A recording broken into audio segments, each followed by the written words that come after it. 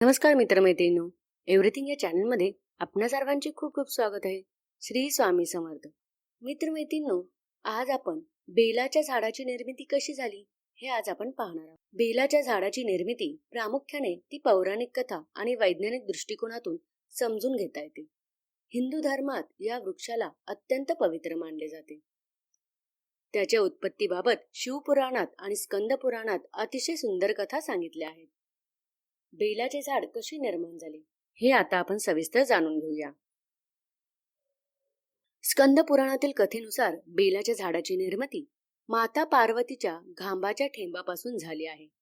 एकदा माता पार्वती मदरांचल पर्वतावरती महादेवांना प्रसन्न करण्यासाठी घोर तपश्चर्यामध्ये मग्न होत्या, तेव्हा त्यांच्या कपाळावरून घांबाचा ठेंब खाली पडला आणि त्या घांबाच्या काही ठेंबांपासून जमिनीवरती हे बेलाचे पानाचे वृक्ष निर्माण झाले.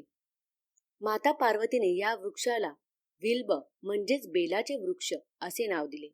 असे मानले जाते की बेलाच्या झाडाच्या मुळामध्ये गिरिजा, पार्वतीचे रूप, खोडामध्ये महेश्वरी, फांद्यांमध्ये दक्षायनी आणि पानांमध्ये पार्वती आणि फुलांमध्ये गौरीचा वास असतो. या पवित्र निर्मितीमुळेच हे झाड भगवान शिवाला अत्यंत प्रिय आहे.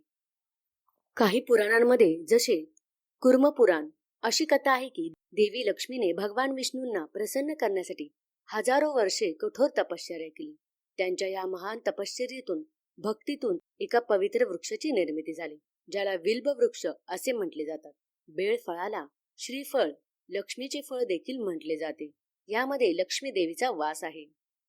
वैज्ञानिक दृष्टिकोनातून विचार केला तर बेल हा रुटेसी कुळातील एक नैसर्गिक पानझडी वृक्ष आहे. बेलाच्या वृक्षाची उत्पत्ती भारतीय उत्तराखंड, उत्तर भारतात झाली आहे. भारतातूनच हा वृक्ष नेपाळ, श्रीलंका, म्यानमार आणि इतर आशियाई देशांमध्ये पसरला. जंगलात किंवा निसर्गात बेलाच्या पिकलेल्या फळांमधील बिया मातीत पडतात आणि पावसाळ्याच्या दिवसात योग्य ओलावा आणि ऊब मिळाल्यामुळे या बिया नैसर्गिकरित्या रुजतात आणि त्यातूनच बेलाची नवीन झाड निर्मिती होते. बेलाच्या झाडाचे महत्व आणि वैशिष्ट्य. त्रिदळ पाने. बेलाचे एक पान हे 3 पानांचे मिळून बनलेले असते. त्रिदळ हे 3 दल ब्रह्मा, विष्णू आणि महेश किंवा सत्व, रज आणि तम गुणाने प्रतीक मानले जातात. औषधी गुणधर्म. बेलाच्या पानांना आणि फळांना खूप महत्व आहे. याचे सरबत पोटाच्या विकारांवर, कफ वातावर आणि रोगप्रतिकारक शक्ती वाढवण्यासाठी अत्यंत फायदेशीर ठरते. शिवपुराणातील कथेनुसार देव आणि दानवांनी केलेल्या समुद्र मंथनातून अत्यंत विषारी असे हळहळ विष बाहेर पडले. या विषाच्या उष्णतेपासून सृष्टीचे रक्षण करण्यासाठी भगवान शंकरांनी ते प्राशन केले. विषामुळे भगवान देवांच्या शरीराचा आणि कंठाचा दाह, जळजळ होऊ लागला. बेलाच्या पानामध्ये विष निवारक आणि थंड गुणधर्म असल्याने देवांनी महादेवाच्या मस्तकावर बेलाची पाने ठेवली आणि जल अर्पण केले. त्यामुळे त्यांच्या शरीराची जळजळ शांत झाली आणि तेव्हापासून शंकरांना बेलपत्र वाहण्याची परंपरा सुरू झाली. बेलाचे एक पान हे प्रत्यक्षात 3 पानांचा समूह असते. त्याला त्रिदळ असे म्हणतात. ही 3 पाने भगवान शिवांच्या 3 डोळ्यांचे, त्रिनेत्र आणि त्यांच्या त्रिशूळाचे प्रतीक मानले जातात. दल ब्रह्मा, विष्णू, महेश, मानवी शरीरातील सत्व, रज आणि तम या 3 गुणांचे ते प्रतिनिधित्व करते. शंकराला बेल वाहणे म्हणजे आपले 3 गुण ईश्वराला समर्पित करणे होय. शिवलिंगावर बेलपत्र वाहताना पानाची गुळगुळीत बाजू नेहमी खाली असावी. शिवलिंगाला स्पर्श करेल अशी असावी. बेलपत्र कुठेही फाटलेले, छिद्र असलेले किंवा खंडित नसावे. पान अर्पण करताना ओम नमः शिवाय किंवा बिल्बाष्टकमम असा जप करावा. बेलाचे झाड हे एक पवित्र आणि औषधी वनस्पती आहे. हिंदू धर्मात ह्याला मोठे धार्मिक महत्व असून याची पाने भगवान शिवाला वाहतात.